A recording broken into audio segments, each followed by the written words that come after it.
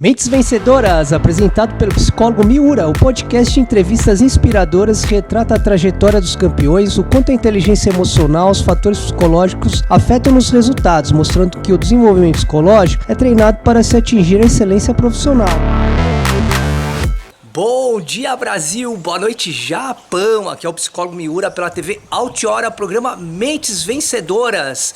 Nós vamos falar sobre a Semana da Consciência Negra. Dia 20 comemora-se o Dia da Consciência Negra, que é em relação à comunidade negra no Brasil, que combate, debate, faz reflexões, leva a consciência sobre o racismo aos negros e também sobre a desigualdade social. Então, há uma reflexão muito grande e nós vamos no programa, eu e a Mariana Grácia. Ela é assistente social do esporte, trabalha hoje no Audax juntamente comigo como psicólogo, e a gente debate um pouco no sentido de levar uma consciência sobre o que é a consciência negra, e a gente fala muito em relação ao futebol, porque o futebol dá uma visibilidade muito grande de debater diversas questões sociais, e muitas vezes é isso que ocorre também no futebol mundial, né? Sobre essa discriminação, sobre racismo, mas é apenas para que a gente faça relatos sobre fatos, informativo, mas também reflexivo, mas não em si debater sobre conceitos, nada disso. É mais para as pessoas começar a ter mais informações. Eu acho que falta essa consciência devido à falta de informações, que muitas vezes essa informação não chega. Nosso papel em relação ao trabalho que a gente vem fazendo no futebol é para que nossos atletas e toda a área de trabalho profissional possa ter uma reflexão ou, no mínimo, uma informação sobre isso. Então, acompanhem.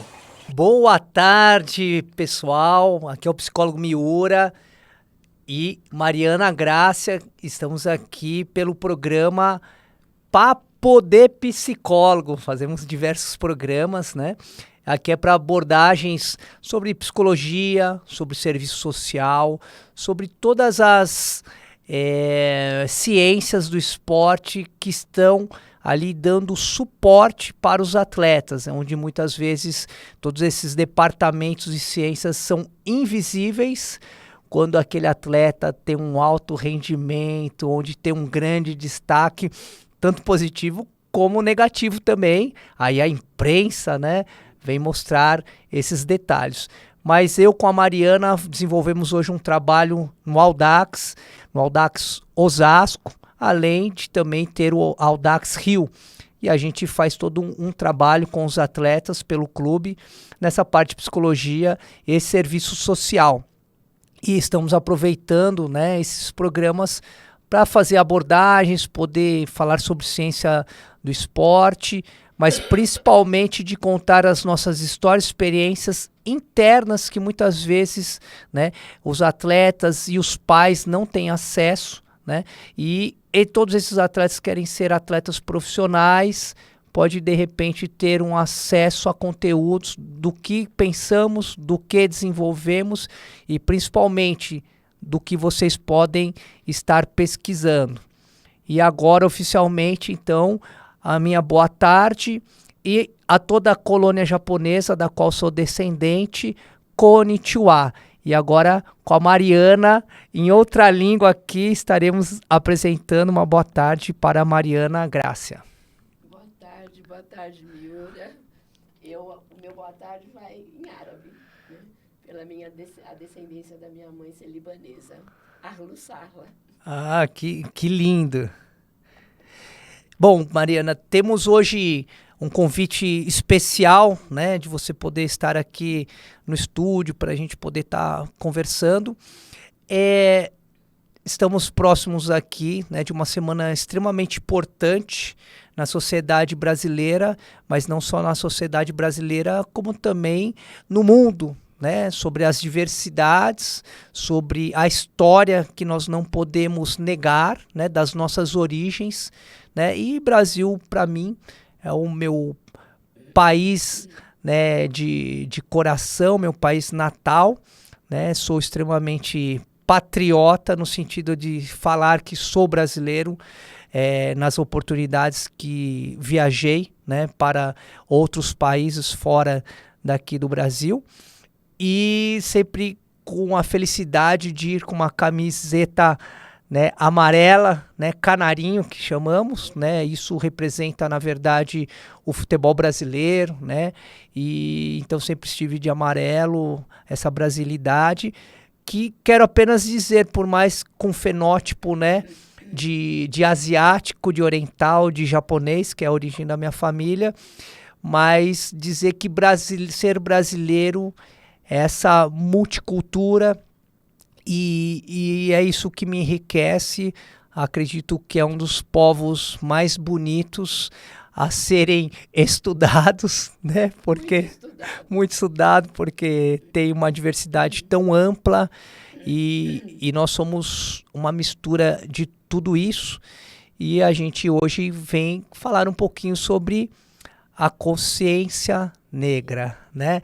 Então vamos falar dessa semana importante, depois vou dizendo um pouquinho da minha particularidade, da minha relação também com os povos africanos.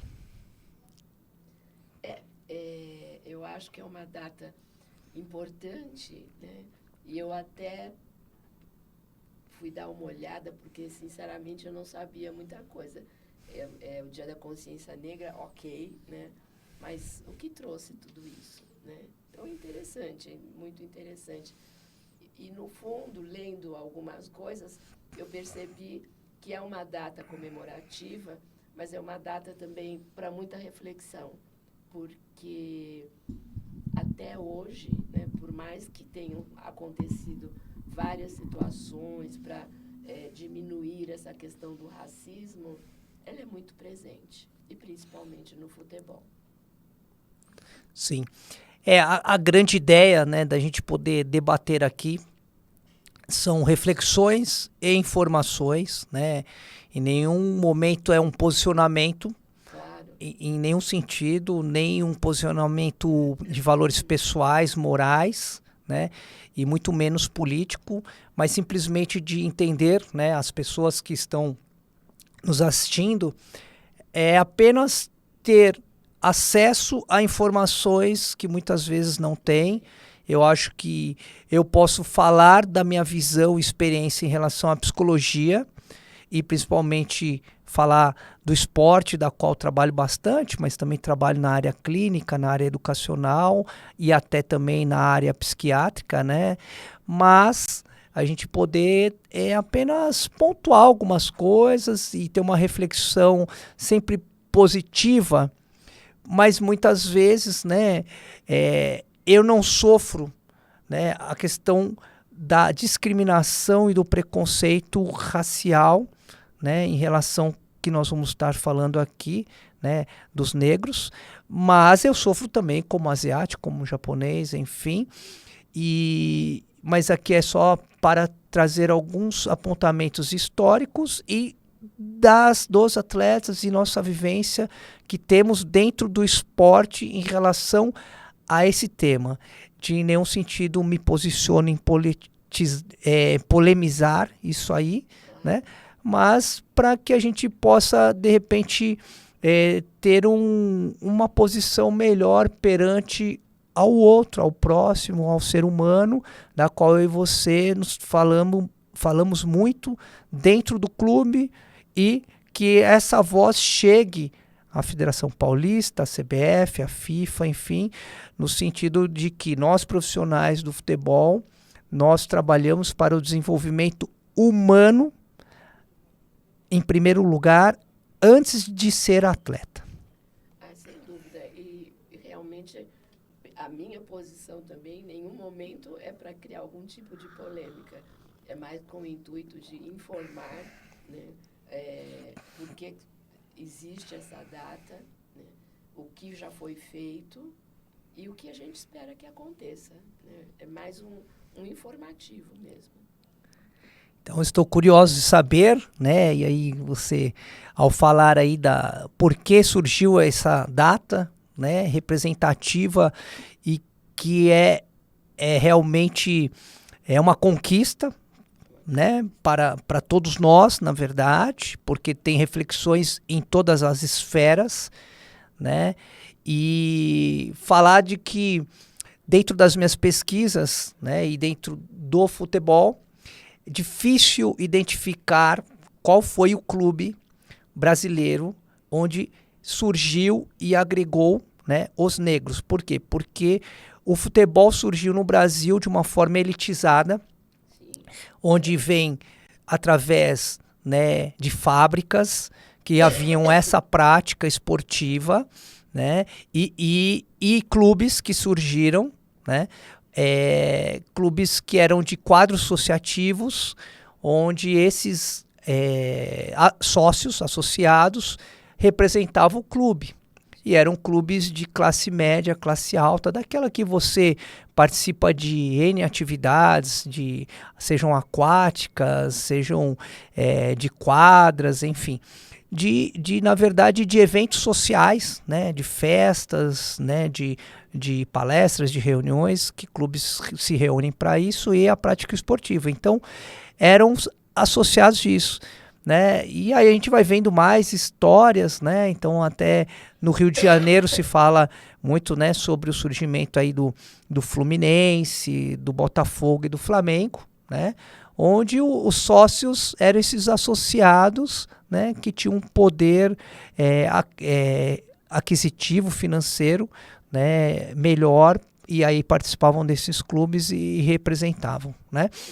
E é lógico, vai ter vários dados, por exemplo, o Bangu, né, dizer que é um clube, né, profissionalmente jogando dentro de uma liga, né, que ali sim inicia. E um dos primeiros jogadores negros foi do Bangu.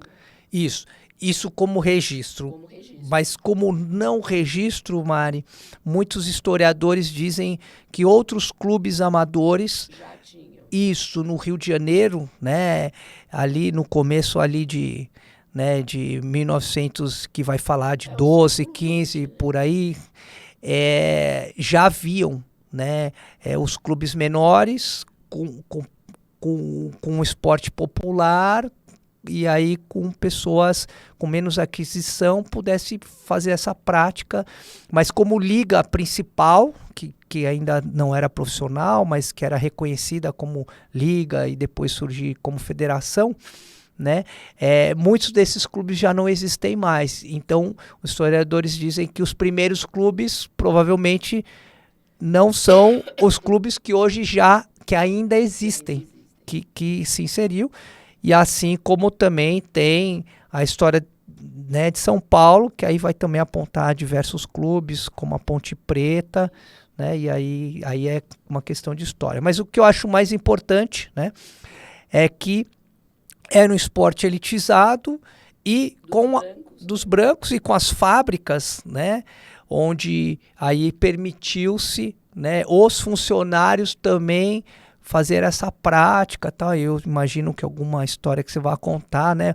O próprio quando determinaram que não participassem mais, né, clubes que pudesse permitir o negro jogar futebol nas ligas principais. O próprio Bangu ele sai da liga por não aceitar. E aí tem várias expressões do esporte através desses estudos que surgiram, da qual eu não sabia. E aí apresente um pouquinho, que aí eu conto dessas nomenclaturas. É uma coisa incrível, né? Porque era um esporte dos brasileiros brancos, da alta sociedade, né? E num momento em que estava muito acelerada a industrialização, então, de uma certa forma, eles precisavam também agradar as pessoas que trabalhavam nas fábricas e resolveram que eles poderiam também estar jogando futebol junto, que era uma forma de todo mundo estar se divertindo um pouco, né? Nada profissional. E aí começa toda uma história, né? Que nos traz até hoje como a grande paixão nacional. A partir de 1930, já começa a acontecer de uma forma bem velada, né, o racismo com os negros, né? Porque aí, como você falou, já começam a exigir algumas situações onde o negro ficava de lado, que não podia, dando prioridade para o branco, né? E isso é século XX e acontece até hoje, né? Só que, felizmente, acontece até hoje, agora com mais consciência, né? Já existem leis, existem uma série de questões políticas a qual ajuda, né, o negro para que possa ter os mesmos direitos que os brancos. Isso é uma coisa inerente nos dias de hoje, né? Mas não existe, né? Não existe, a gente sabe. Eu acho que existe uma fala muito bonita. Na segunda-feira a gente vai ouvir uma série de declarações muito bonitas dizendo o progresso que aconteceu, que realmente aconteceu, mas ainda é pouco perto do que a gente precisa que aconteça, né? Sim, é muito a questão da pele, no sentido de sofrer na pele, sentir na pele.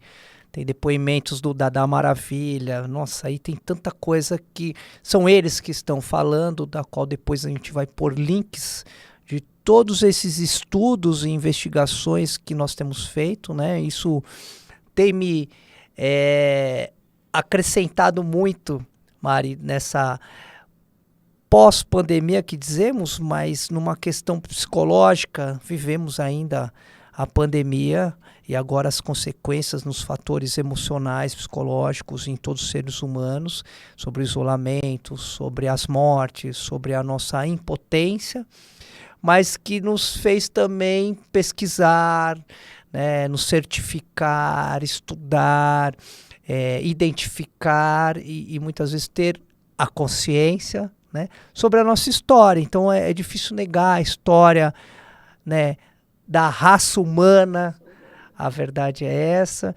né? E tantas histórias também legais, positivas, para a gente poder tomar cada vez mais força, né, de que todos nós possamos ser bem tratados. Eu acho que a questão do nosso trabalho, né, seja da psicologia, como do serviço social, dentro de um clube, que hoje estamos no Audax, né, é mostrar para as pessoas que ali existem seres humanos que se afetam, ou seja, que sentem, né, e que tipo de tratamento, de acolhimento, de suporte emocional podemos oferecer tanto a esses atletas como às famílias, da qual gosto muito que você fale sobre a importância disso, que é o suporte desse garoto, seja aquele garoto que está, eu falo garoto porque o nosso acesso é o futebol masculino, né? E então que a gente tem tanto um atleta que está alojado, ou seja, distante da sua família, como aquele atleta que viaja por horas e horas para chegar ao clube e poder se preparar, né?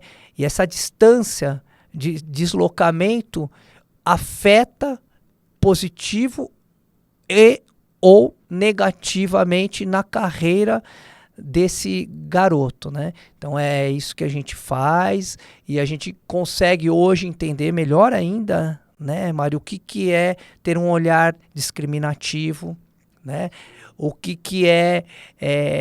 não só olhar, mas muitas vezes um comportamento, um tratamento, né, de exclusão mesmo, né?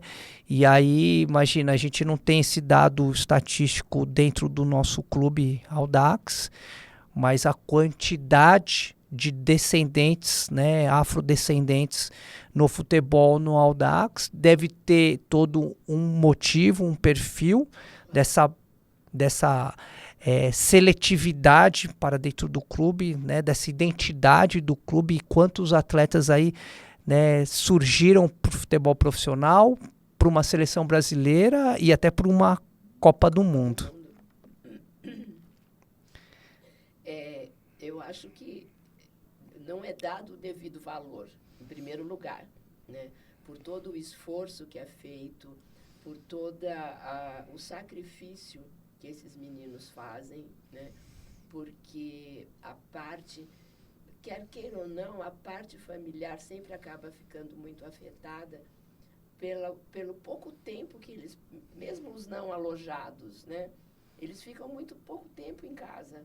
É dormir, acorda, toma café junto com a família, vai para a escola, almoça, vai para o clube, pega o ônibus, pega trem, chega, come alguma coisa e vai dormir.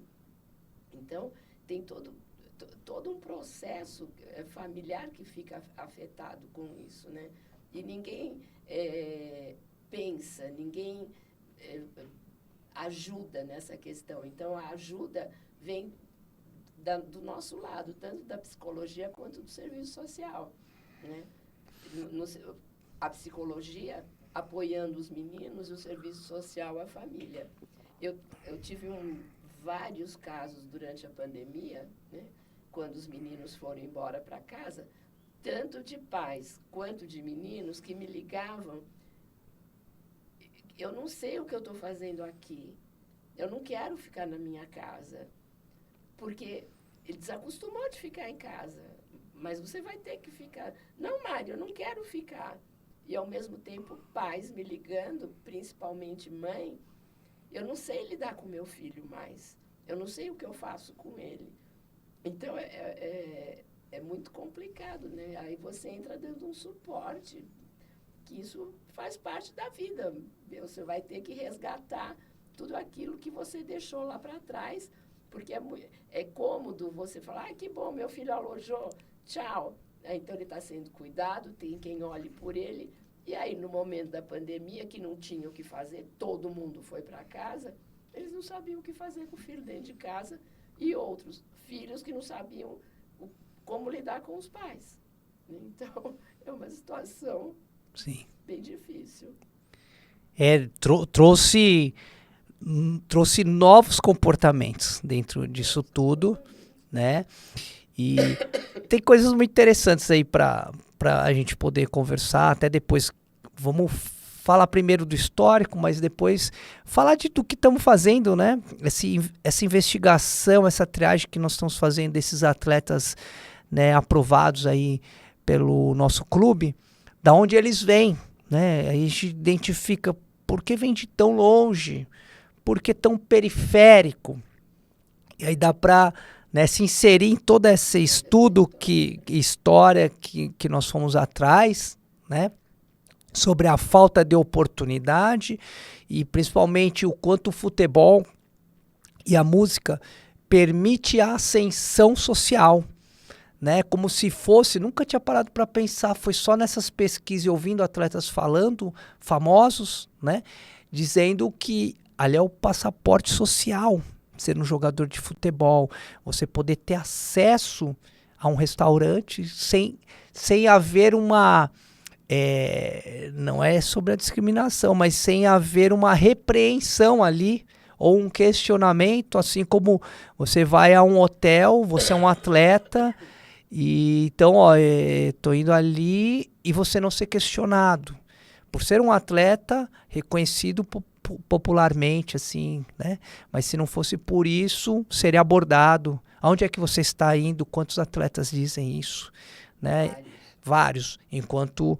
né, o branco pega e vai, né, e o negro não, onde você está indo, e aí são depoimentos, depois a gente aponta todas essas pesquisas que nós fizemos para as pessoas poderem ver, e existem diversos programas, né, aí televisivos falando e pegando o depoimento desse pessoal. Mas Mari, sabe como surge a ginga no futebol? E a gente fala tanto de ginga, a ginga, né, aquele molejo para o que do futebol brasileiro para desviar, né, o drible, para desviar do adversário, ela surge num ato discriminativo mesmo, né, do futebol, onde se houvesse um contato físico, né, do jogador negro com o branco, o negro era punido. Muitas vezes a arbitragem apontava ali, né, que mesmo ele tomando um pontapé, ele que estava errado, porque o contato de de contato físico entre o negro e o branco ainda poderia se contaminar. Isso está num programa da HBO, da HBO lá, que tem sobre os negros no futebol no Brasil. Nossa, é muito impactante, da qual a gente muitas vezes não tem acesso, não sabe, porque a gente não vive ou não viveu isso. Olha que coisa reflexiva de a gente ter atos e mudança. Então, muitas vezes, eu como psicólogo penso assim, repetimos tantas coisas sem saber suas origens. Olha o perigo. Por exemplo, eu joguei no Juventus, né, da Moca, e nós éramos os moleques travessos. E isso era uma marca poderosa, porque nós éramos realmente os craques brasileiros, né? Só que a expressão moleque, ela é utilizada pejorativamente a criança negra, por discriminação racial. Aquele moleque. Então a palavra moleque, ela não é bem aceita. E aí quando eu lembro no meu bairro de periférico que eu cresci, e eu convivia ali com os vizinhos, né? Onde os vizinhos não permitiam aos seus filhos jogar futebol de rua, porque só teria maloqueiros, né? E os meus vizinhos, pais, falavam que eu era moleque e eles não poderiam ficar comigo, né? Brincar comigo porque eu era um moleque de rua, né? E eu, ao contrário, sempre pensei, putz, como é bom ser moleque de rua. Era até um elogio da minha parte, sem entender o fundo disso, onde o amigo vizinho não podia brincar comigo, a mãe não permitia, né? E aí moleque vem disso, né? E a outra coisa interessante que me chama a atenção, aí eu não sabia mesmo, da onde vem a expressão torcedor? Também não. Torcedora. Por que é um torcedor? Porque antes nos clubes associativos, os seus filhos jogavam representando o clube e suas filhas torciam da arquibancada. E a arquibancada era a elite da sociedade e a geral era a periferia da sociedade que torcia.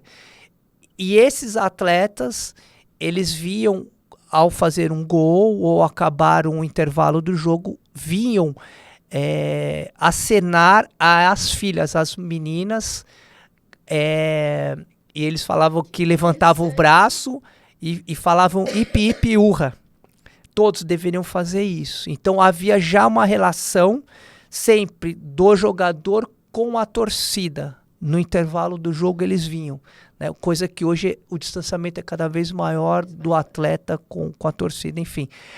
E a expressão torcedora é porque as mulheres, primeiro que na arquibancada os homens assistiam de terno para mostrar o quanto era elitizado, de chapéu, e as mulheres também de chapéu e tal, sombrinhas, e de vestidos longos. E elas tinham lenços, carregava-se lenço naquela época, e elas, conforme o jogo, as suas emoções, elas iam torcendo o lenço. Surge a expressão torcedor. Que coisa interessante. Então, futebol, quantas expressões na nossa sociedade existe que a gente não sabe, de coisas positivas e muitas vezes de discriminativas. Bem negativas, né? Muito tristes, porque mexe muito com a vida e o emocional das pessoas, né? Teve uma vez, acho que você até estava junto, eu perguntei para os meninos, né? Quem já via, acho que foi num dos episódios do Vini Júnior, né? Se alguém já tinha sentido a discriminação dentro do campo, como foi? A maioria deles, né? Então, estamos em pleno século XXI, ano 2023, garotos, quando você imagina que uma nova geração vem chegando já com um outro olhar para as diferenças, diversidade, e não é assim que acontece. Então, E vocês veem, então, né? Que é super extenso todo esse informação, com os debate, atletas. principalmente os fatos, né? Ele Temos diz muitas histórias para poder falar, ele, para na poder parte relatar, religiosa, além que descobriu existem diversos uma afinidade, acervos sei lá que aí, expressão possa né? dizer, Principalmente de programas televisivos conhecer a falando Umbanda, sobre uma o religião racismo no africana, futebol. né? E não só Brasil, mas mundial. De repente e o nosso ele comunica não é alguns papel, amigos mas a gente se propõe de sobre poder esse estar levando conhecimento, a introdução essa a informação religião na a vida todos os dele, atletas quanto que ele se trabalhamos identificou. e principalmente Ele também hoje não com uma tinha comunicação consciência ou não supostamente conhecia, democrática, tinha um certo mais pessoas receio poderem ter pelo que as pessoas o falavam acesso sobre e poder de repente essa estar pensando um religião, e aí pouquinho dá com a para gente, entender que a de poder dar sociedade debatendo, né, apresenta um no seu olhar dia a dia totalmente com as pessoas que estão discriminativo para isso. à sua volta. Então, E quando ele esse era o comunica os nosso amigos, os objetivo. amigos Tem param mais informações, tem conversar mais com ele, de estar conteúdo com que ele. vocês vão Então, acompanhar, você fala, né, em que sexta-feira, século, novamente, em que uma ano, segunda parte né? desse episódio sobre a Semana da Consciência Negra, que é chamada de Novembro Negro. Valeu!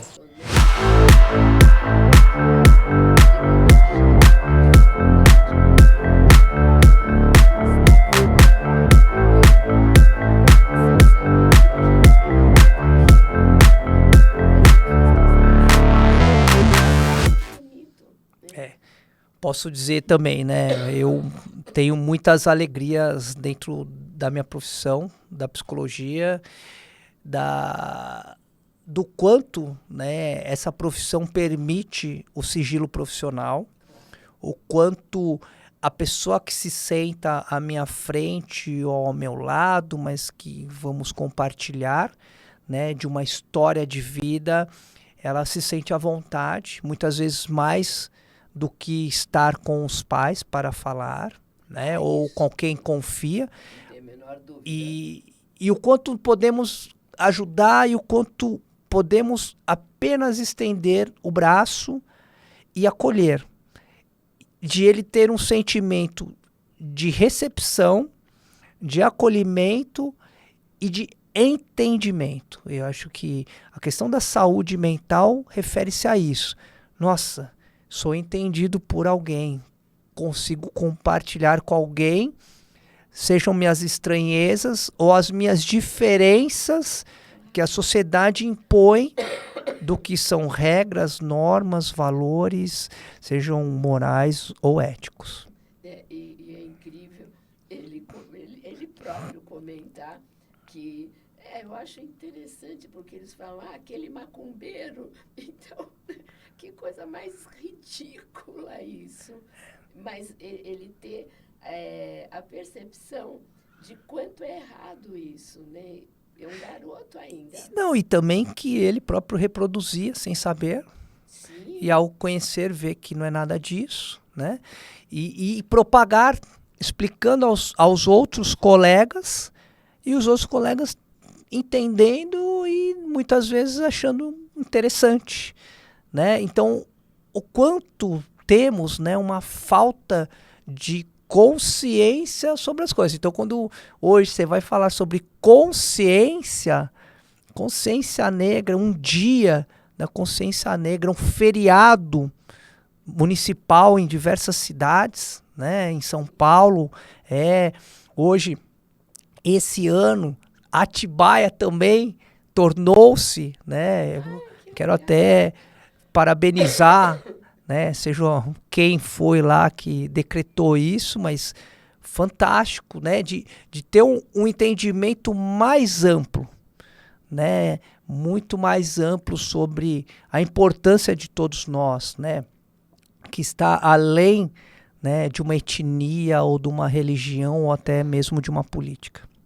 Isso é muito importante, principalmente vindo de cidades menores, né? Onde geralmente o preconceito é mais arraigado, né? Pessoal do interior, eu morei no interior e de uma certa forma, quando eu cheguei, eu me senti totalmente, sabe, as pessoas assim, mas como é que eles falam? Você é de quem? Eu não sou de ninguém. Como família, você como fala? Família. Para ele identificar quem você é? Então, assim, eu sou de São Paulo, né? Então, parece assim, não, você não é daqui. E é incrível isso. Eu falei, Sim. gente, como pode acontecer um negócio desse, né? Então, eu acho super importante uma cidade como Atibaia reconhecer e participar desse momento que é tão importante. Aos poucos, eu acho que isso vai ser muito devagar, né? Mas cada vez mais ir dissolvendo esse ranço que existe, né? Em relação ao negro, não tem como. Né? E Atibaia é uma cidade antiga, como São Paulo. Bem antiga, com certeza. Né? Mari, e nos conte o que é o Dia da Consciência Negra, o que é a consciência negra da qual a sociedade põe num calendário sobre essa importância. O Dia da Consciência Negra foi escolhido esse dia porque é a morte do Zumbi dos Palmares, né, que foi um ícone dentro dessa questão africana, vamos dizer assim, porque ele fazia parte do principal quilombo, que era em Alagoas, e aonde os escravos fugiam para poder ficar longe da forma como eram tratados, né? Então, a partir da morte do Zumbi dos Palmares, que foi um ícone, né?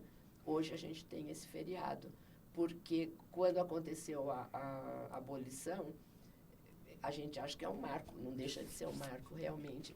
Só que os negros, eles não tinham preparo nenhum para serem livres. Eles não sabiam o que fazer, eles não tinham nenhuma outra condição de trabalho, sem ser aquele trabalho pesado, fosse na plantação ou fosse dentro de casa, né?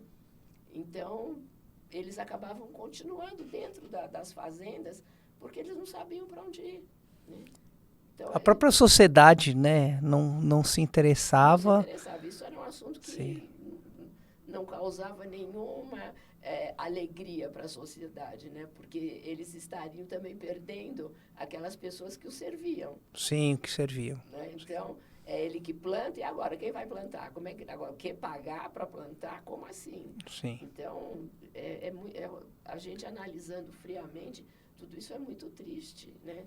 E mesmo depois de livres, eles não tinham nenhuma condição que o branco tinha, fosse de saúde, nada. Eles estavam literalmente jogados, né?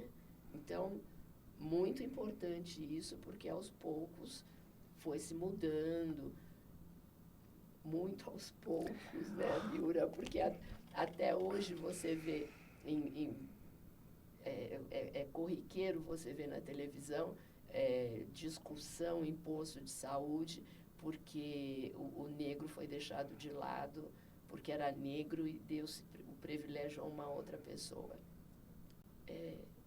Né? São mudanças, porém, não tão mudanças como deveriam estar acontecendo. E acho que ainda vai demorar muito tempo para que a gente alcance um patamar um pouco melhor.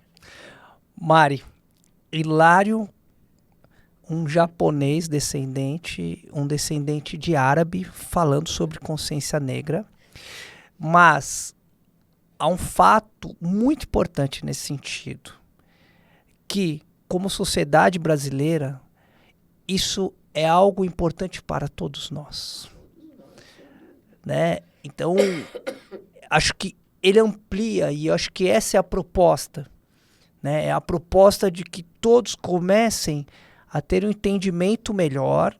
Obviamente, como histórico familiar, nós não temos muitos dados para trazer sobre isso, como uma família que realmente, né, vive a discriminação racial, né? E até assim, né? A minha família, a minha esposa, que me casei, é descendente afrodescendente. Ou seja, meu filho também, né? Os avós, né?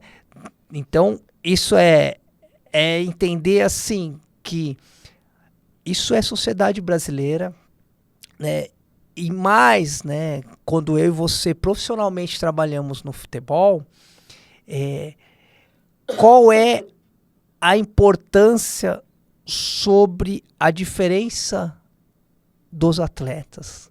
Se é baixo, se é alto, se vem de uma classe social financeira, né, desfavorecida ou favorecida, teve um ensino educacional numa escola X ou numa escola pública, né, enfim. E aí a nossa conversa é interessante para essa direção. Nós temos meninos de bairros de classe média, dentro de São Paulo, atletas de classe alta, muito alta até, né, onde tem outras buscas, né, não em si o esporte, né, e além de tudo, sim, o sonho popular de todo brasileiro, seja rico, pobre, o que for, de ser uma pessoa valorizada socialmente, né? Ser um atleta de futebol só na sua escola, Mari, gostaria que você pudesse tratar a questão educacional que você vive isso, né? Ser um garoto que joga bola federado num clube, né? Ele já é visto diferente na escola. Ele já tem uma popularidade internamente com os meninos e com as meninas. E aí começam a gerar diversas coisas aí. Você poderia falar um pouco sobre a sua experiência e vivências em relação a isso? É bem difícil, porque eles chegam na escola já como jogadores de futebol, né? Não interessa se é base, se não é base, é jogador de futebol. Já é o Neymar, né? É o Neymar. E tem uma outra questão. Eles acabam se diferenciando dos outros meninos, primeiro pelo porte atlético, né? Não tem como ser diferente. E eles estão sempre mais bem... Pode até estar de chinelo, mas eles estão com uma bermuda mais bonitinha, com uma camiseta, tem uma corrente. Tem uma vaidade uma aí? vaidade que é típica. O atleta já tem consciência disso? Que ele é tem. popular, Mari? Nossa, tem. É muito difícil lidar com isso. Porque a gente está sempre trabalhando que eles não são atletas de futebol ainda. Eles estão no futebol de base. Só que, a partir do momento que eles saem do alojamento, eles estão na escola, eles são atletas e já são Neymar. Então, já são de sucesso, socialmente. Porque as meninas fazem qualquer coisa para ficar... Tem histórias assim engraçadíssimas. Não, você já imaginou ser namorada do Hendrick hoje? Pensou? Tem ideia? Assim, se você foi uma ex-namorada do Hendrick, você já tem um patamar diferenciado das outras meninas, né? Então, tem histórias muito engraçadas, porque... Já tirou uma lasquinha, então. Com certeza. Tem a fama já. Com certeza. Ah, ela namorou o Hendrick. Olha só. Mas isso acaba causando um outro tipo de problema muito grande com os meninos, porque os meninos que são seres humanos mortais, né? Falando de uma forma em brincadeira, eles acabam tendo raiva, né? Criam ciúmes muito grande, porque eles acabam ficando de lado, né? E principalmente as ex-namoradas desses meninos que se engraçam, né? Com os garotos atletas, né? Dá muita confusão na escola. Eu já tive todas as confusões que você pode imaginar dentro da escola. A gente dá risada, é engraçado, porque são adolescentes, mas é uma coisa muito séria, né? É muito difícil e a gente ainda bem... eu sempre tive um bom relacionamento com as escolas, então diretor, vice-diretor, professores sempre ajudam muito nesse sentido. Mas é difícil segurar os garotos que não são sonhadores em ser jogadores de futebol, a raiva que eles sentem dos outros, né? Isso acaba muitas vezes causando briga em intervalo, briga em portão da escola, então é um problema sério. Maricê já foi chamada lá por uma questão disso, de conflitos, de agressões verbais ou físicas, o que o serviço social em trabalho pelo clube, o que ela pode fazer e nesses momentos, o que poderia estar sendo feito lá? O que vai lá fazer? A assistente social sempre é chamada quando acontece esse tipo de situação, né? Primeiro para ser informada do que está acontecendo, porque como eu atuo como o pai ali naquele momento, apesar, volto a repetir, eu já devo ter falado antes, não terceirize a educação do seu filho para mim, né? Mas eu respondo na escola porque sou eu que assino as matrículas, né? Então, o fato a ser comunicado é comigo. Sim. Né? Então, eles me expõem tudo o que aconteceu, se alguma atitude vai ser tomada ou não em relação tanto ao garoto do clube quanto o outro que provocou ou vice-versa, que às vezes o atleta pode provocar também, né? E a partir do momento que eu tomo conhecimento dessa questão, se for um assunto mais grave, eu tenho que, por obrigação, passar para os pais, né? Quando é uma coisa que a gente resolve entre nós mesmos dentro do clube, então nem precisa criar uma expectativa com os pais que o filho não está sendo, não está ambientado na escola. Não precisa, porque geralmente pai e mãe começam a fantasiar muito essas questões. Então, a não ser que seja muito sério, a gente vai estar comunicando, né? Em primeiro lugar, eu vou ser a primeira a estar conversando com o garoto, porque eu tenho que ouvir o que a escola me fala. O que a escola me fala, geralmente, é diferente do que o menino me fala. Sim.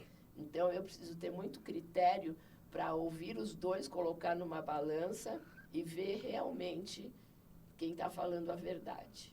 Não é falando a verdade, mas que tem um pouco mais de critério naquilo que está me falando. E, por incrível que pareça, muitas vezes o garoto tem, a hora que ele me conta realmente o que aconteceu, ele até tem um pouco de razão na situação, né? Mas nós já, pela experiência, já sabemos, né?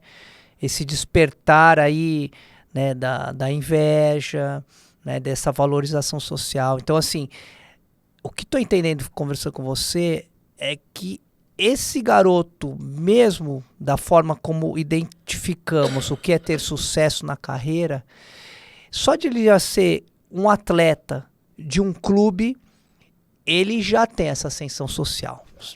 E não só na escola, não só nos bairros, né, no bairro dele, mas dentro da família também, né? sim, Aí diga um pouquinho sobre como é que é isso, né? Socialmente, então, a gente dá muito valor a ser um jogador de futebol, mas tem um outro lado contraposto, né? Em muitas coisas o jogador também não é bem visto, né? Ele é rotulado de N coisas negativas, por exemplo, como burro, como não gosta de ir para a escola, como não gosta de estudar, como preguiçoso. Mas e aí como funciona isso? então, eu acho uma coisa absurda, né? Porque o jogador tem toda essa fama. Não quer estudar, é folgado, mas ele ganha muito dinheiro.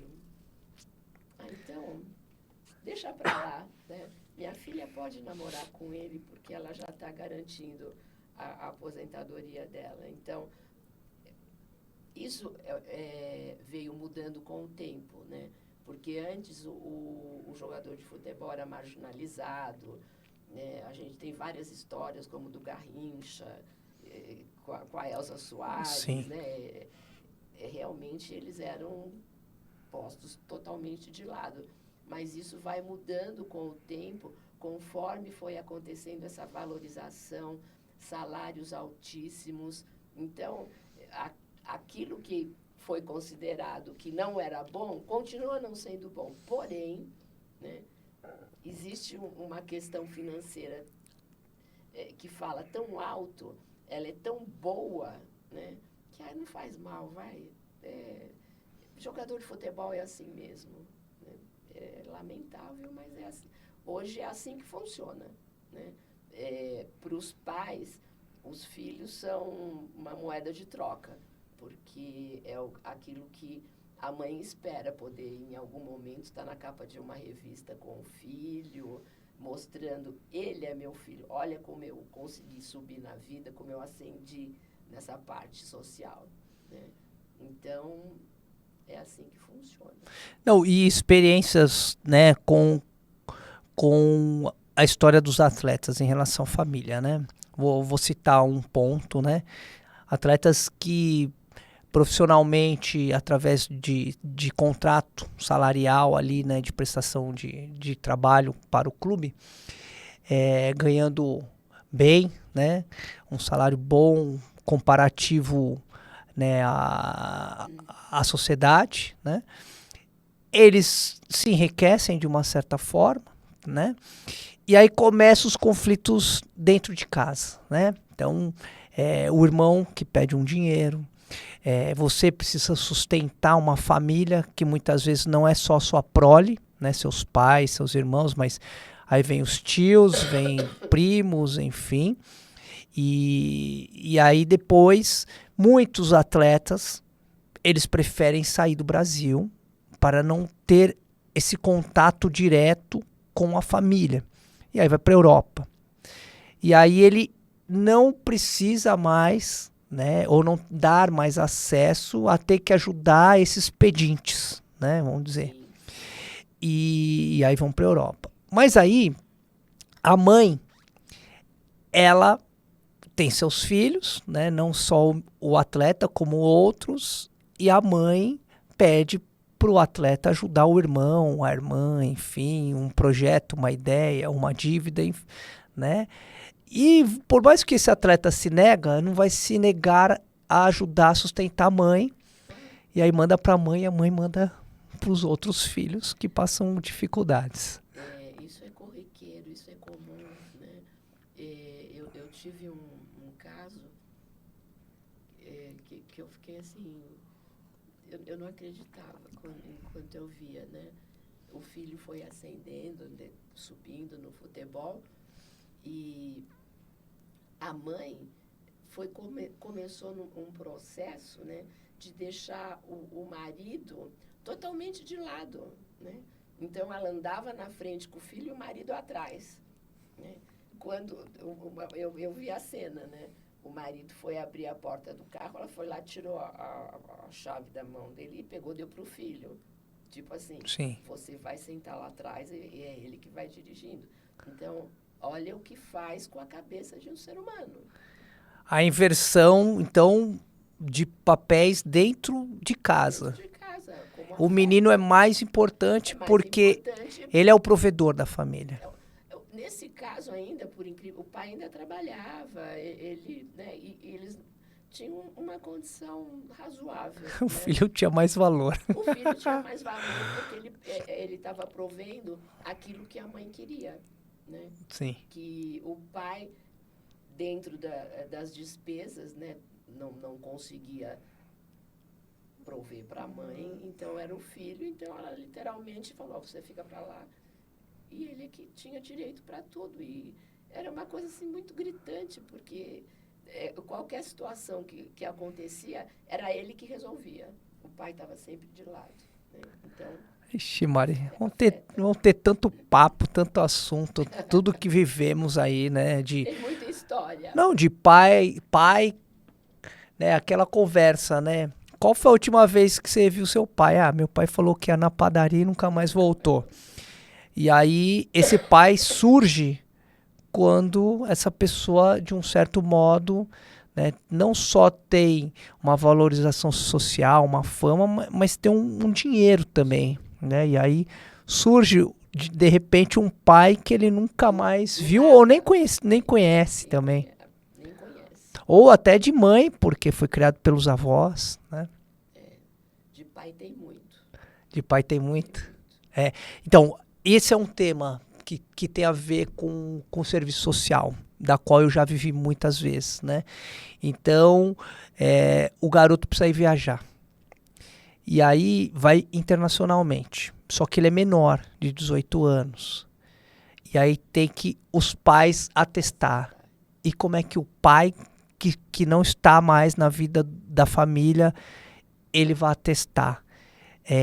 Você tem algum caso e se o pai não assinar, vamos dizer, a gente não sabe onde está o pai. Se o pai não assinar, o filho consegue ter uma autorização só com a assinatura da mãe de um juiz para poder viajar? Consegue. Não é uma situação tão simples, né? Ela requer uma investigação, é uma coisa mais demorada, né? Mas consegue. E tem muito pai que sumiu, desapareceu, mas na hora que precisa de uma assinatura, alguém lembra e, enfim, acha esse pai. O pai no primeiro... Isso também eu vivi, não é da minha cabeça. Não, eu só conto minhas histórias, Mari, não conto história dos outros. Né? Então, o pai, não, pode deixar, eu vou assinar. Ah, que ótimo, né? Então, o senhor vem aqui no clube, né? Tal. Aí, no dia que está marcado para ele estar indo, ele liga antes, né? Avisando que ele vai realmente, porém, mediante a quantia X. Sim, ele tem a condição dele, né? Então, toda aquela boa vontade de pai, eu vou fazer o melhor para o meu filho, de um dia para o outro muda completamente, e isso só vai acontecer mediante. E vi muitos casos disso. É um absurdo. Né? Casos assim,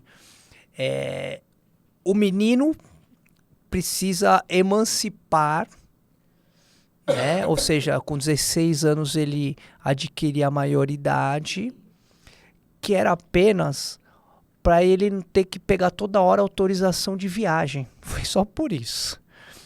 Mari, e aí o pai quer saber o quanto o filho vai ganhar dinheiro para ele poder ganhar a sua participação. E que, na verdade, o menino não era famoso, não tinha fama, sei lá o que ia ser a carreira dele, que era só para facilitar uma situação. Agora, como funciona, então, um atleta para se emancipar, porque ele vai assinar um contrato profissional, porque ele só pode, né, com essa emancipação, para assinar um contrato profissional num clube. Como é que o pai assina isso aí, Mari? É difícil, não é coisa simples. Eu também vivi isso com um atleta. E o pai não paga pensão. Não. Mas também não quer assinar. Também não quer assinar. Difícil, é muito difícil, é com muita conversa.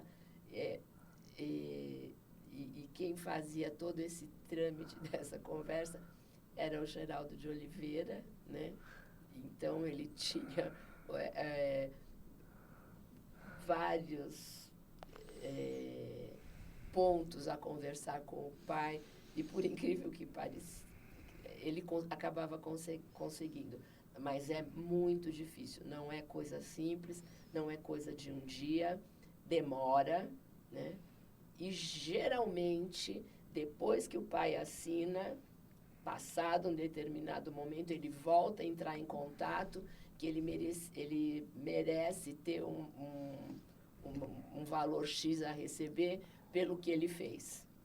Nunca sai gratuitamente, por amor ao filho, por um arrependimento de não ter ajudado esse filho. Sempre depois há um arrependimento. Puxa, eu poderia ter levado alguma coisa a mais nessa situação. Sim, o pai é um empresário, né? Ele quer receber as luvas, como fala no futebol, o atleta ganhar uma bonificação. É horrível. A gente que vive essa situação eu acho muito sofrido. Então, eu acho que se é sofrido para a gente que não está dentro da realidade, para esse garoto que assiste todo esse contexto, naquele momento pode até não impactar tanto, mas com o passar do tempo ele vai ter a lembrança e vai ver quanto ruim foi para ele, né? Essa atitude do pai. Sim. Não, e todas as histórias que você conta, que eu conto, volto a lembrar, e a gente dentro da triagem desses atletas, né, onde tem um lado, como trabalhamos no São Paulo Futebol Clube, um clube né, grande aí, né, supostamente elitizado, né, não tem como fugir dessa data, né, Dia da Consciência Negra, e aí me faz lembrar muitas coisas e identificar isso aí, né, e quando, né, no Brasil ali, então, logo no começo do desenvolvimento do futebol lá, como você falou, começo do século, né, 20 ali, 1900 e pouco, e aí que a liga, né, por ser totalmente elitizado o futebol, não permitir, né, o atleta negro jogar, né, na liga que ainda não é profissional, é amadora, mas já é uma liga organizada, né, alguns clubes ela sai. O samba, as escolas de samba, né, em São Paulo, né, que é o registro, elas surgem disso aí. Então, de ter ligas, né, né, para os negros, assim como também a escola de samba. E aí tem a camisa verde e branco em São Paulo, que surge através do futebol, e também a Vai-Vai, a escola Vai-Vai, extremamente, as duas muito conhecidas, né?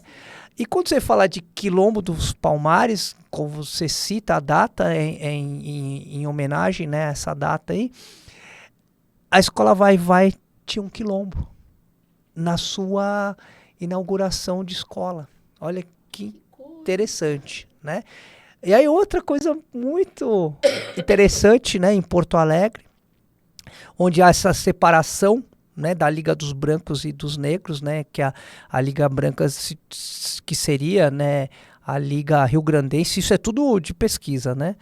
E aí surgiu a Liga Canelas Pretas e depois virou Liga Canela Preta, né? Então é muito legal esses dados, assim como no Rio de Janeiro, né, havia a Liga Suburbana, que aí começa a realmente ter a inclusão, tanto social ou como para o futebol, né, desses atletas periféricos e muitas vezes, né, dos afrodescendentes, dos negros, não sei como falar, mas eu acho que estão todas corretas.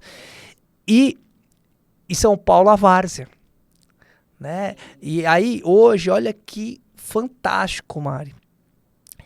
Daqui a pouco pesquiso para te falar, mas São Paulo, né, teve várias competições de várzea televisivas e agora muito forte, né, mostrando a comunicação realmente ela ficou mais ampla, né, e mais democrática, vamos dizer nesse sentido, né? E aí a final da Liga das Favelas aí, né? Uma delas é Paraisópolis, que vai estar. Tive a oportunidade de trabalhar num projeto Paraisópolis com tênis, né?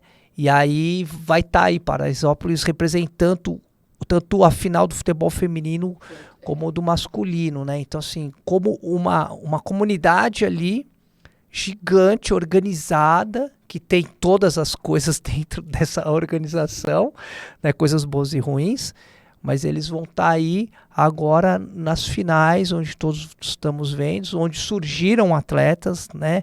Um deles é o Patrick de Paula, que foi um grande destaque dessa competição, que foi parar no Palmeiras, que foi uma grande revelação para o futebol, teve suas dificuldades aí, está no Botafogo do Rio, onde ele tem teve lesão e tal, mas do lado psicológico, né? Eu não tenho acesso, mas o que aconteceu para poder assessorar e preparar esse atleta? E aí você vê hoje o Palmeiras com outros atletas, né?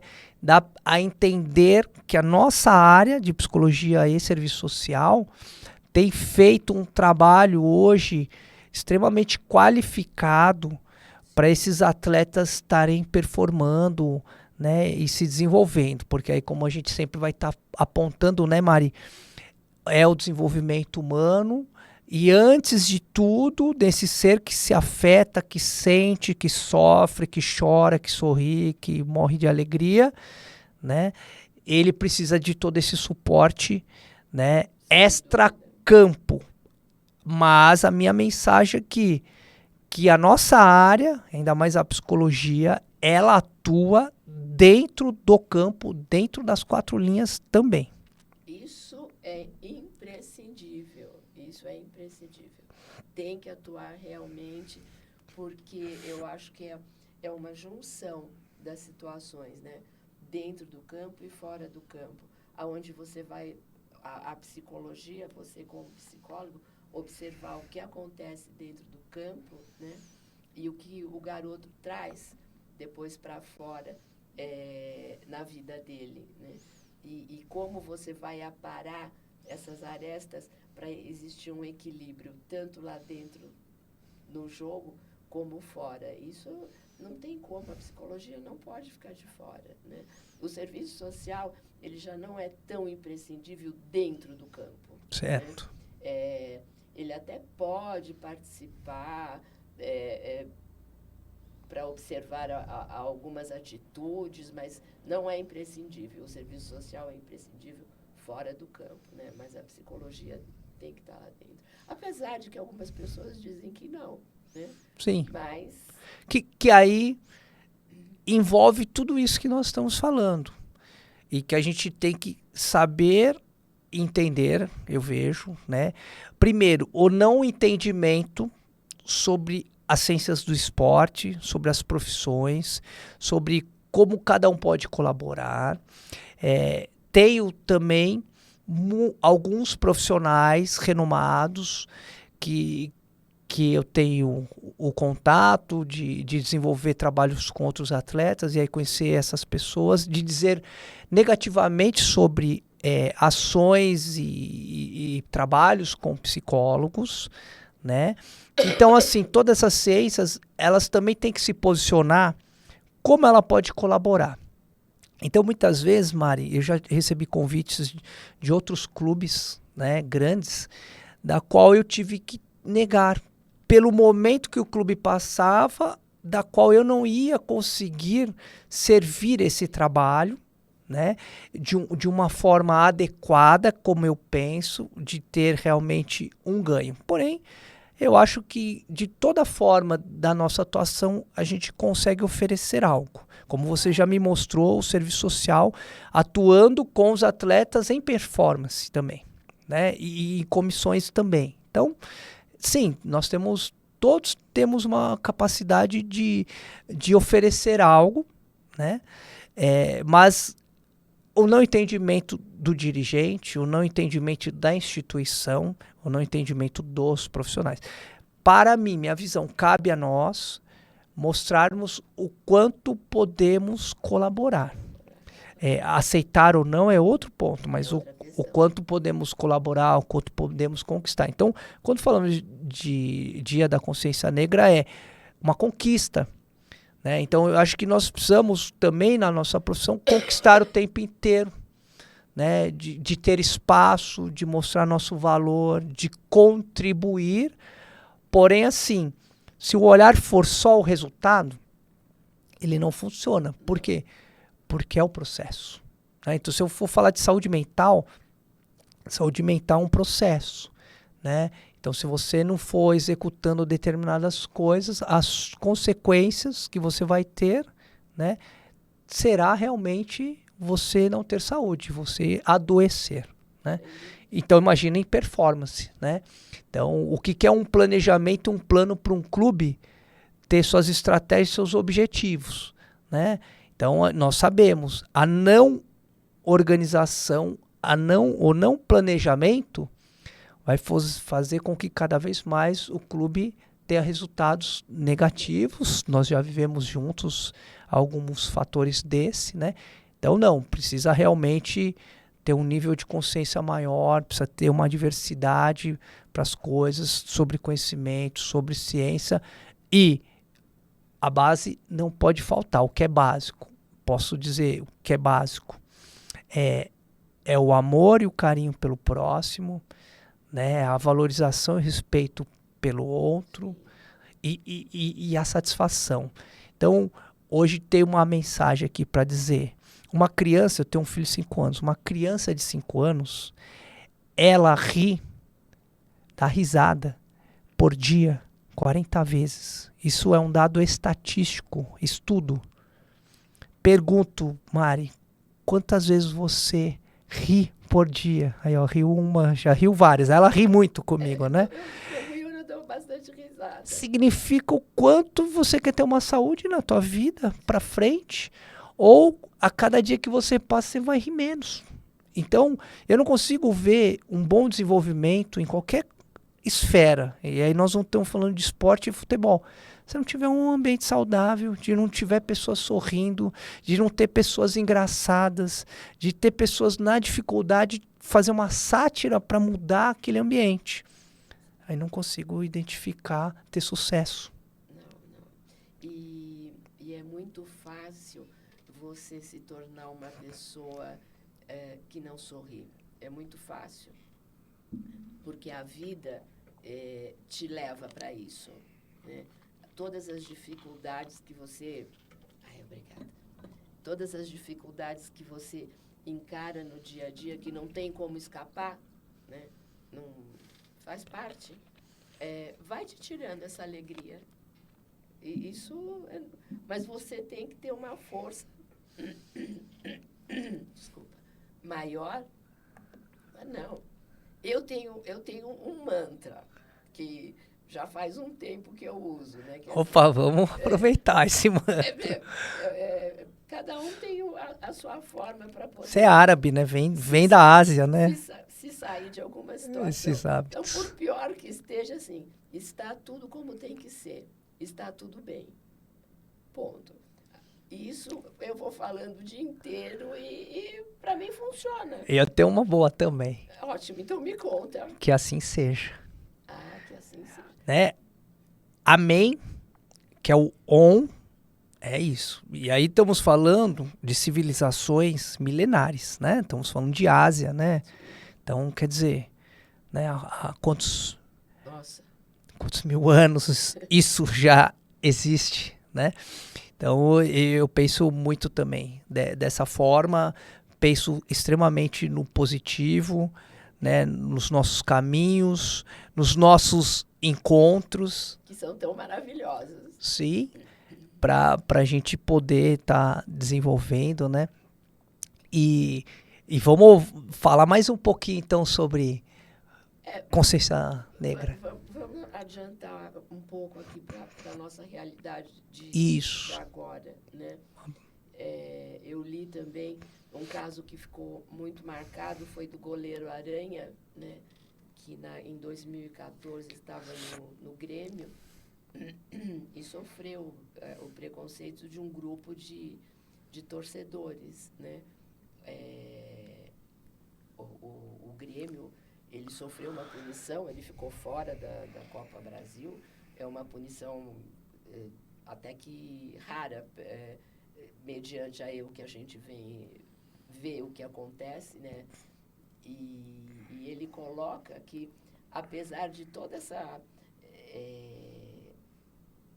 celeuma que houve no fato, a punição que deveria ser valorizada até, né? Porque eles estão protegendo o atleta, ele passou a receber cada vez menos, né, oportunidade de trabalho.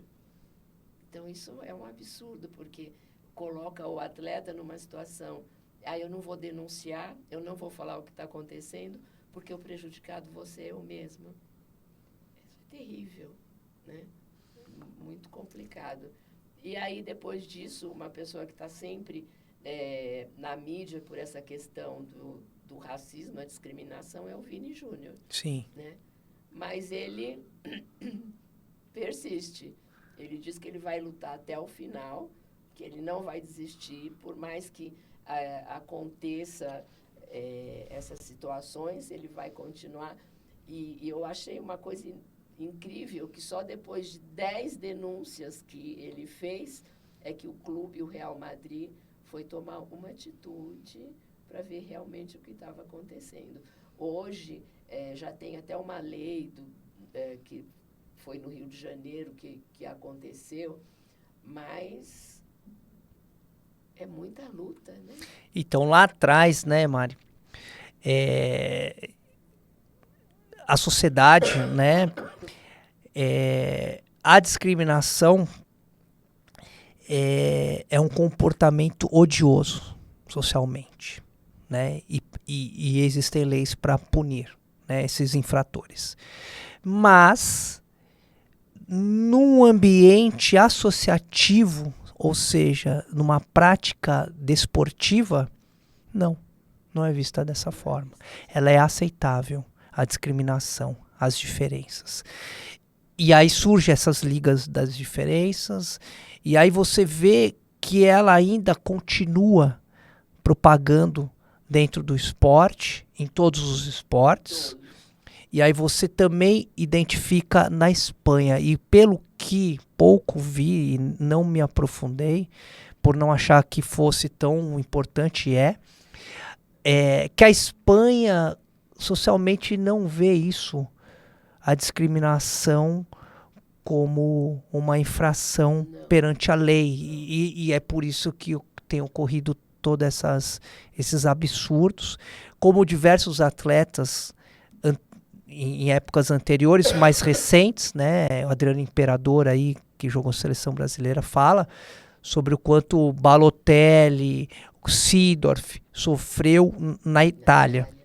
Enfim, e em tantos outros países. E aí não importa o país, mas importa o planeta Terra, o mundo nosso, né? Do qual é o sentido disso tudo. E aí a gente vai ver muitas histórias tristes, mas o que positivo podemos fazer? Eu entendo.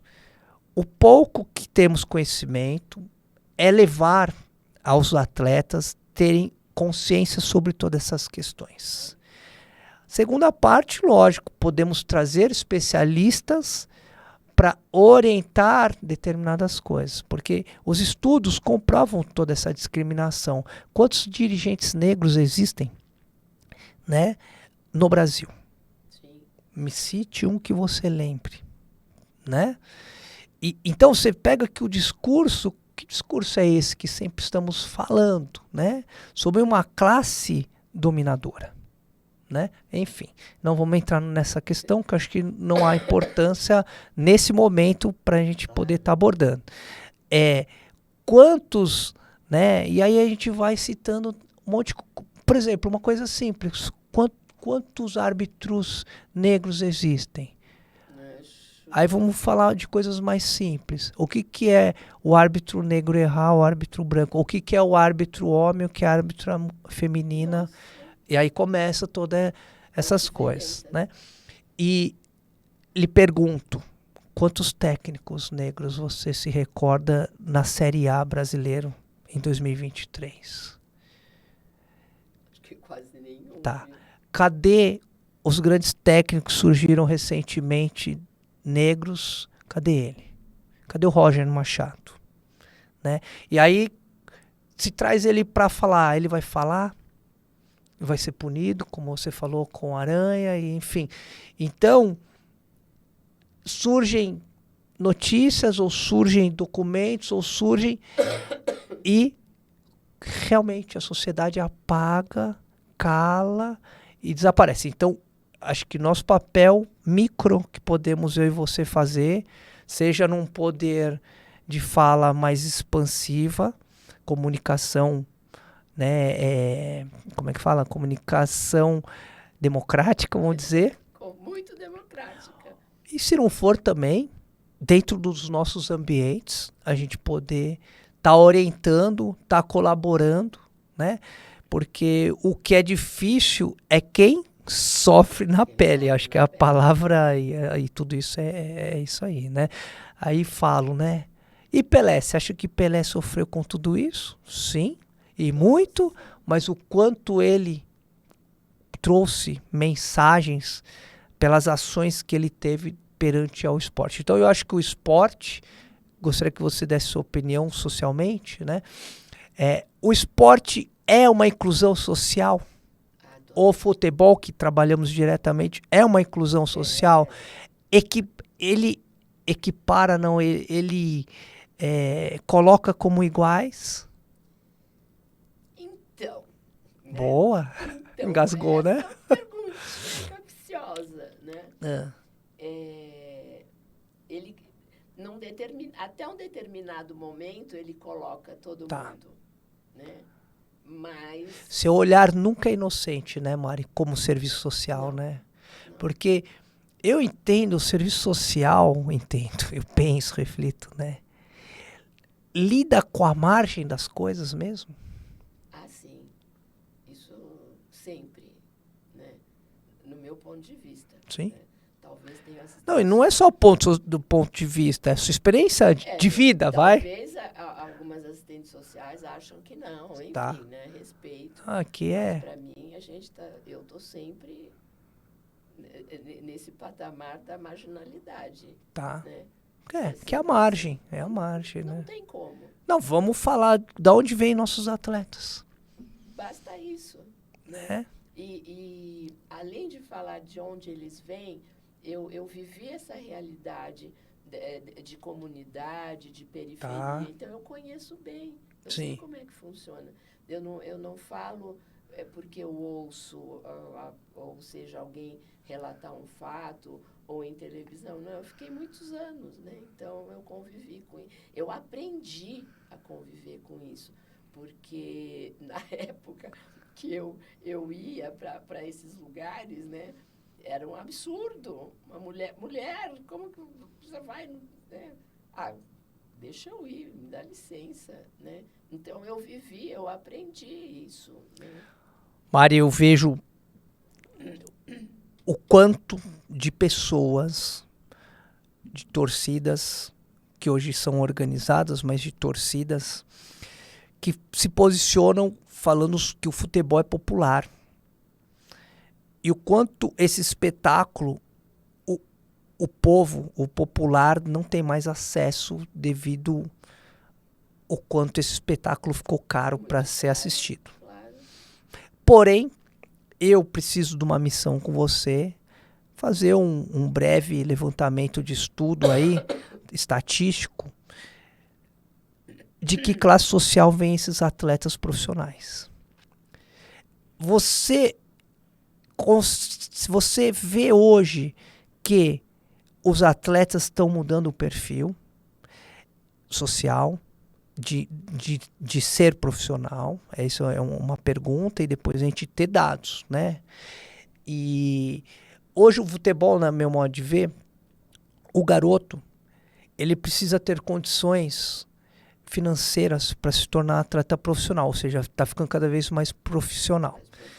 Por exemplo, ele precisa ter uma chuteira adequada, ele precisa já estar numa escolinha de futebol muito cedo, então ele é um mensalista, a não ser que ele for um militante, né? Tipo, incluso lá sem taxa. Ele precisa se alimentar bem, ele precisa ter um bom ensino, ele precisa ter um desenvolvimento de estímulo intelectual na questão lógica, porque o futebol que estão trazendo hoje da Europa, É necessário. né, ela exige planos táticos muito cedo. Isso envolve cognitivo, né? Então eu vejo que cada vez mais se profissionaliza mais cedo e cada vez se torna mais elitizado. Mas os atletas, eles estão mudando esse perfil? Não. A gente tem alguns atletas que conseguem entrar dentro dessa proposta de escola boa, chuteira boa, porque a família pode prover alguns. A família provê algumas coisas e outro é o empresário que provê, então consegue, né? Esse é um ponto importante que você está falando. O garoto que não tem condição econômica de bancar, quem banca o menino que vem lá de Mogi das Cruzes até Osasco? Qual o gasto que esse cara tem financeiramente todo dia, né? É um gasto alto. E aí ele precisa de alguém que banque, que não é os pais que não tem condição. Esse cara banca. Chega um momento que esse menino não performa por algum motivo ou por análise do empresário. Aí o cara não banca mais o empresário. Como é que faz? E quantos pais e familiares abandonam o seu trabalho, o seu sustento, porque o empresário banca e depois o empresário o abandona. Você tem algum caso assim? Tem, né? A gente tem vários, né? E Tem um monte. Tem um monte, porque o pai larga o trabalho, né, para correr atrás da vida profissional do filho. Ele acha que vai conseguir alguma coisa. Alguns conseguem realmente, né? Não aquilo que imaginavam num clube grande, mas consegue arrumar alguma coisa em clube do interior. Às vezes, excepcionalmente, isso já é um pouco mais difícil, consegue mandar o filho para a Europa, né? Mas acontece muito. E o empresário larga mesmo, porque não existe nenhum vínculo que o faça continuar com aquele garoto. Não vai dar lucro para ele, tchau, se vira, né? Mas para os pais, principalmente para o pai, né, ele precisa que esse filho dê certo de alguma maneira. Então ele larga aquilo que ele faz e vai correr atrás da carreira do filho. Isso acontece sempre. Não é novidade isso. Quer dizer, então, você não vê que mudou, também não vejo de forma alguma que mudou, né? Esse perfil social do atleta, né? Assim como tivemos experiência, né, nos clubes, no São Paulo principalmente, né? A história do Kaká. Nunca tinha parado para pensar, Mari. A gente fica dando palestra lá sobre o que é o futebol, como é que é avaliado as coisas. Há quanto tempo o Brasil não é campeão mundial de Copa do Mundo? Há quanto tempo o Brasil não é campeão interclubes? Sim. O último foi o Corinthians, né? O último campeonato que a gente foi campeão mundial foi em 2002, no Japão. Qual foi o último atleta melhor do mundo brasileiro? Foi o Kaká. Em 2006, né? E assim, o quanto o futebol, né, o Brasil ficou para trás.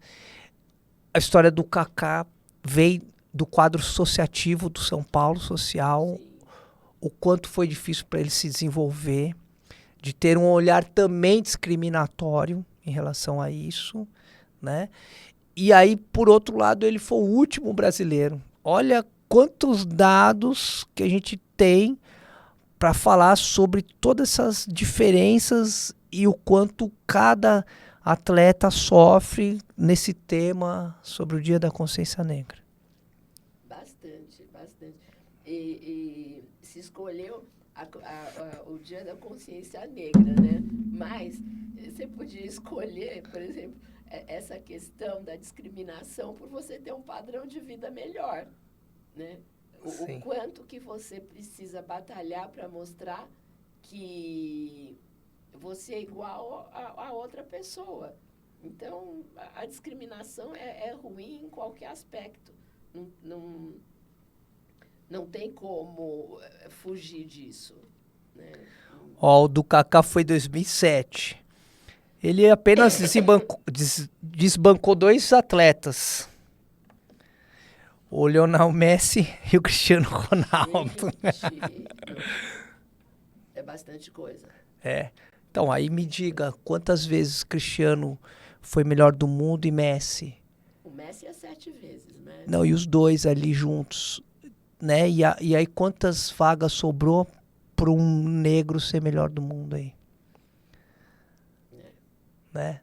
Então, enfim, né?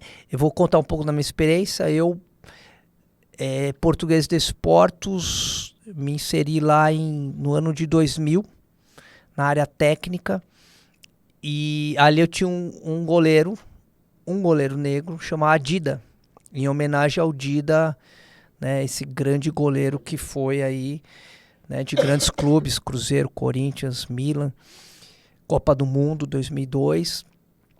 E aí na Portuguesa, esse menino nunca teve oportunidade, esse goleiro Dida. E aí o tempo passa e vamos vendo os clubes.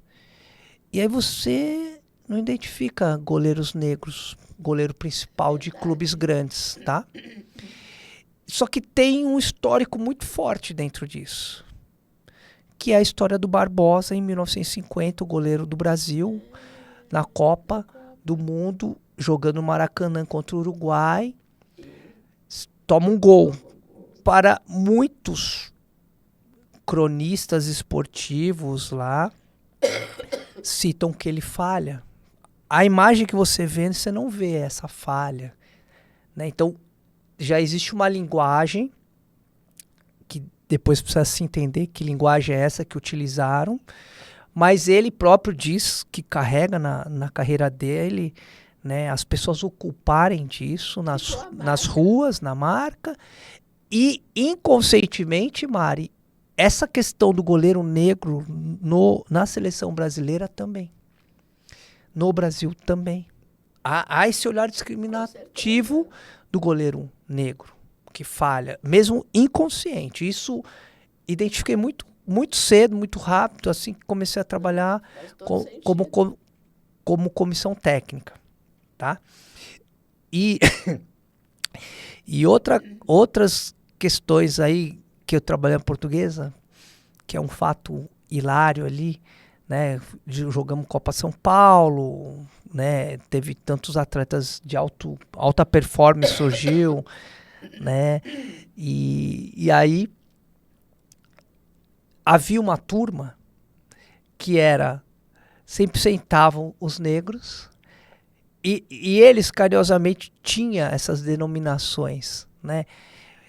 Neguitinho, neguinho, negritude, né? Tinha essas nomenclaturas. E como você prefere ser chamado? Não, de neguinho e tal. Então eles tinham uma identidade ali. E óbvio, pela nossa sociedade, né, discriminativa aí, eles se reuniam sempre para comer, sempre no vestiário. Parecia que havia uma divisão. Não que eram só negros. Haviam outros brancos, vamos dizer, mas eles tinham a turma deles, assim.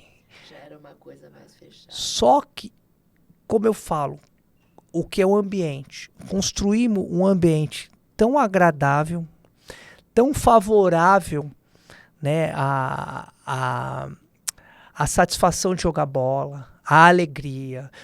E aí vem a cultura, o samba, né, que a gente sabe, né, que a música popular, né, ela surge aí, né, através dos negros, do samba, né, isso é histórico, né, e eles eram muito, muito bons nisso. Existiu um atleta chamado Ivan Santos, que vou trazer aqui para a gente poder, para eu poder entrevistá-lo no programa Mentes Vencedoras.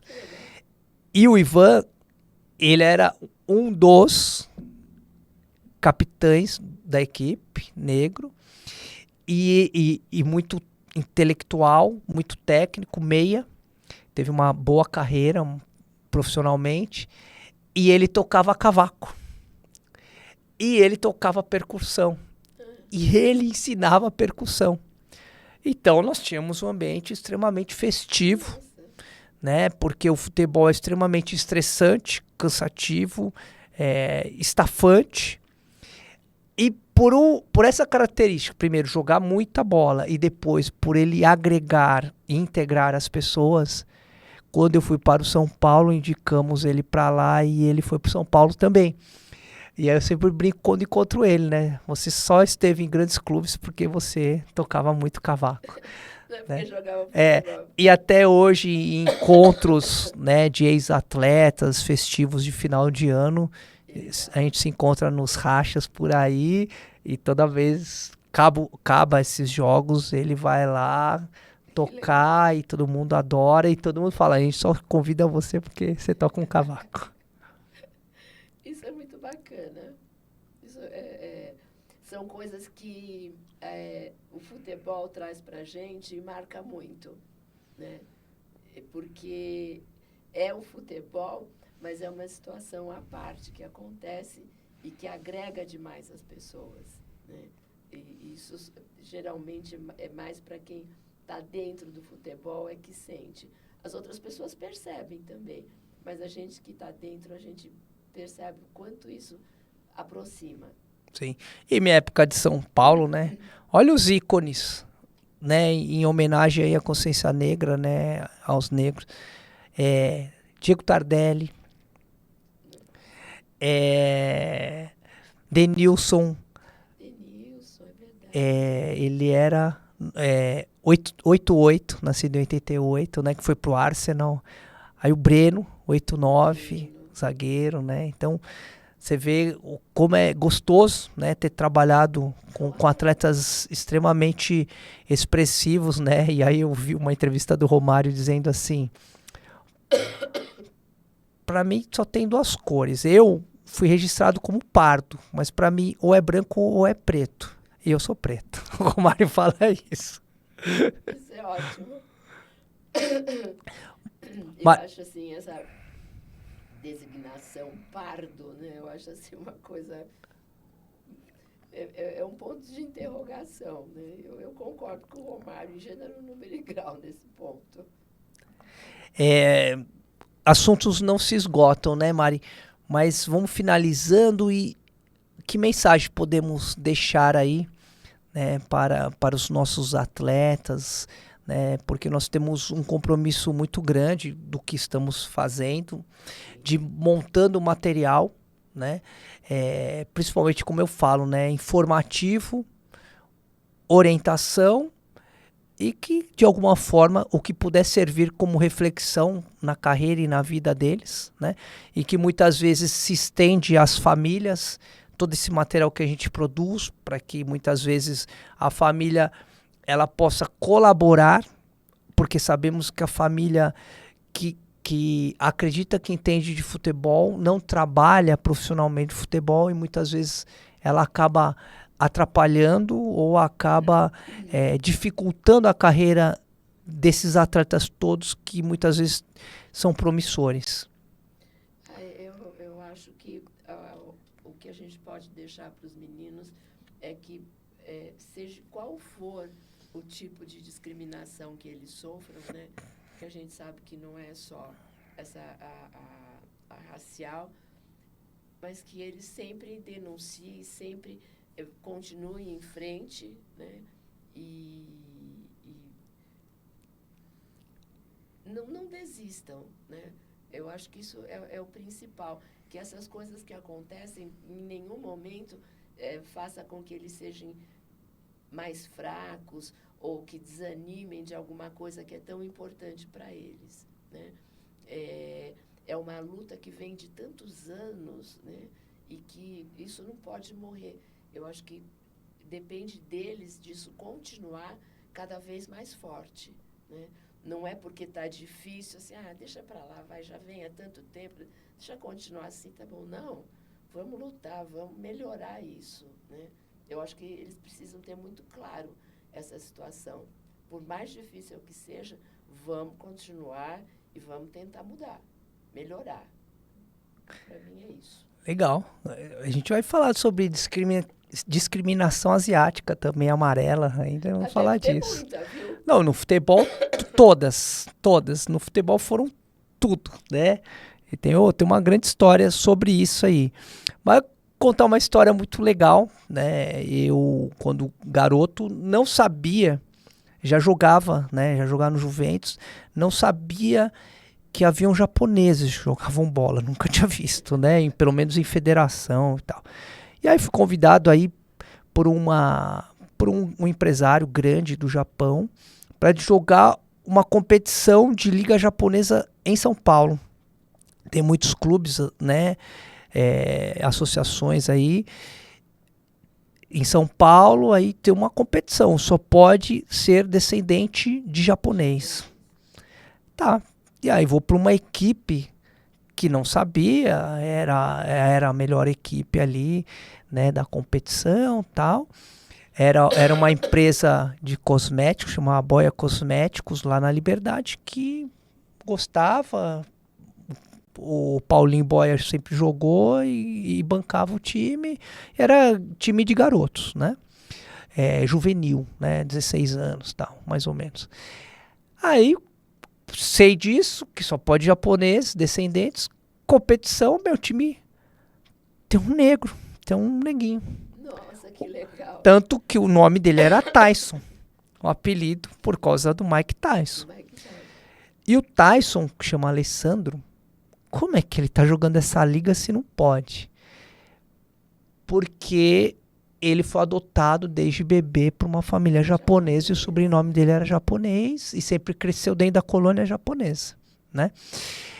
O que eu quero dizer como mensagem?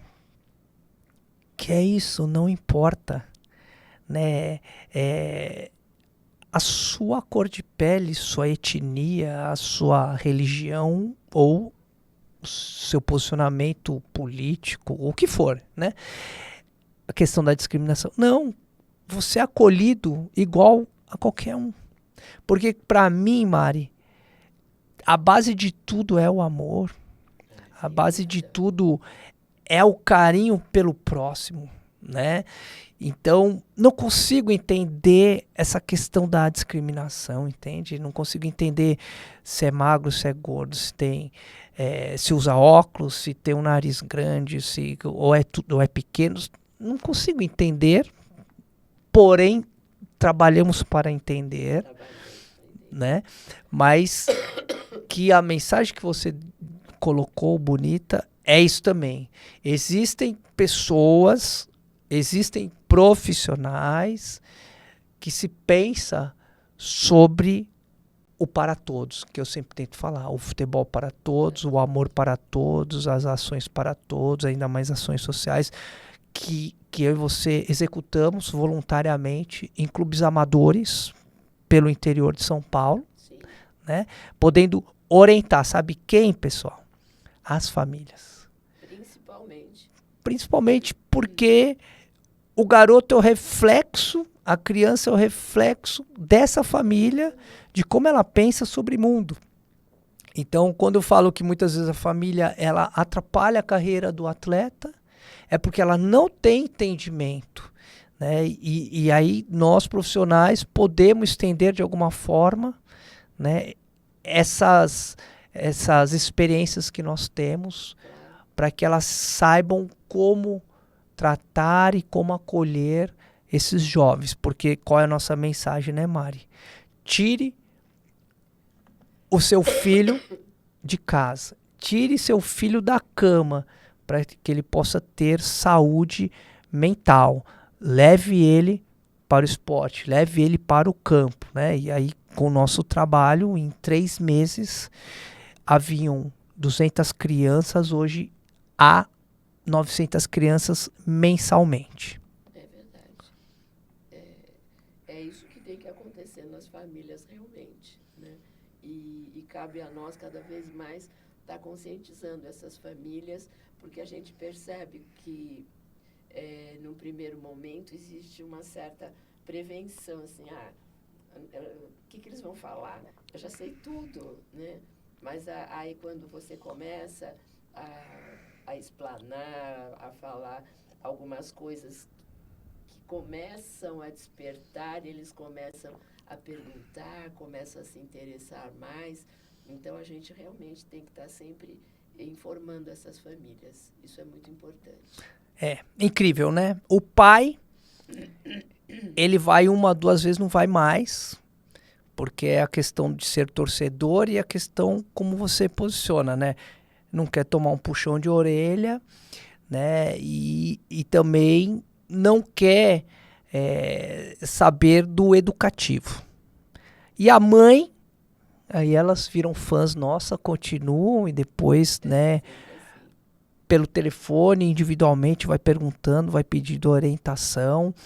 E aí que eu vou falar, uma mãe me mandou mensagem aqui desses projetos todos aí sociais e o filho tá numa agremiação, tá num clube, tá jogando Federação Paulista, tá indo pra Copa São Paulo e tá super bem, tava colaborando e orientando voluntariamente esse menino, e aí a mãe manda assim: ele agora tá super triste, tá achando que tá indo muito mal. Foi cobrado pelo técnico e aí ele caiu o rendimento.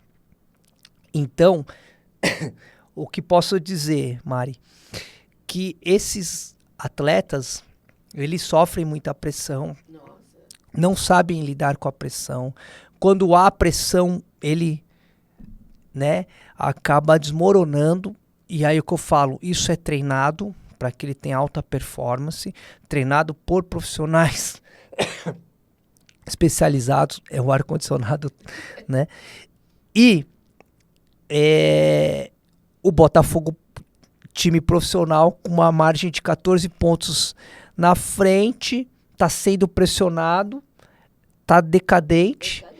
E o senhor Palmeiras aí, né, de um técnico que usa diversas estratégias, diz que o campeão é o outro, tira a pressão e aí agora ele é líder. Olha o que é o emocional, olha o que é a mente, Mari.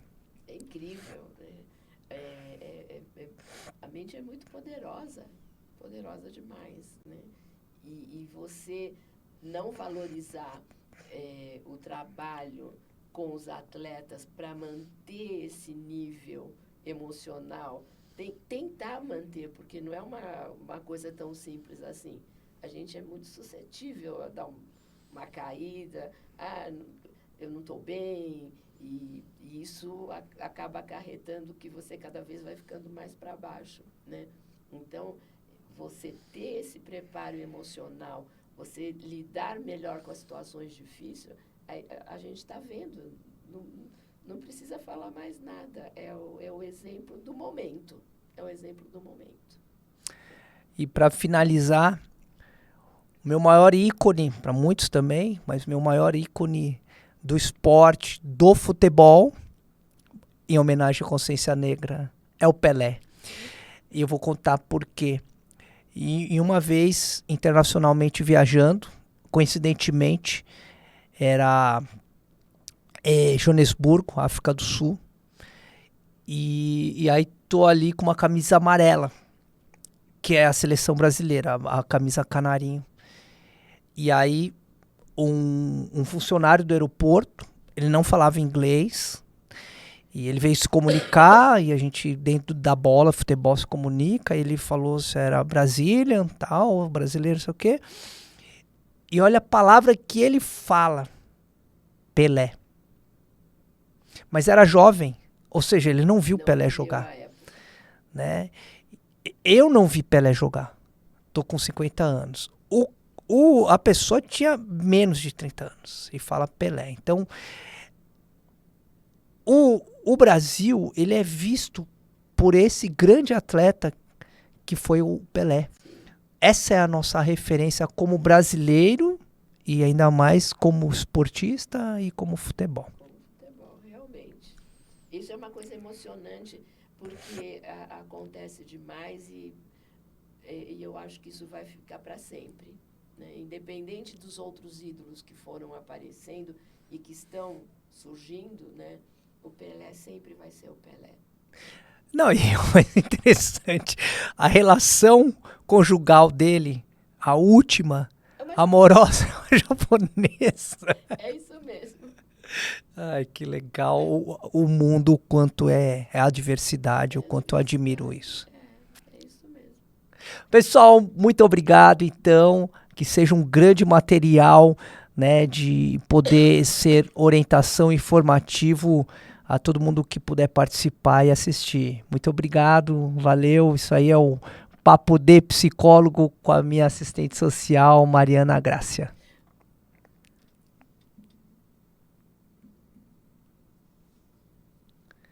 Boa.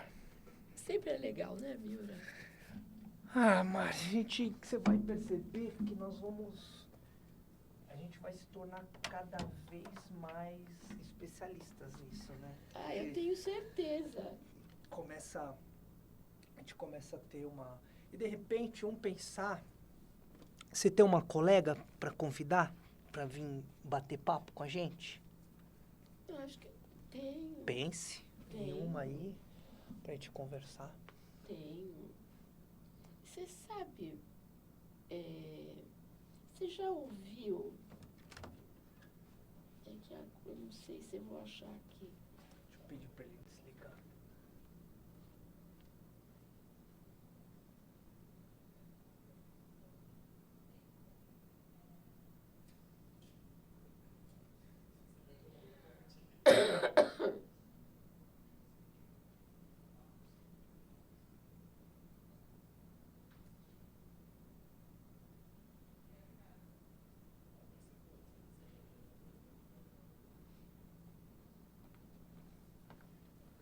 Está tendo um movimento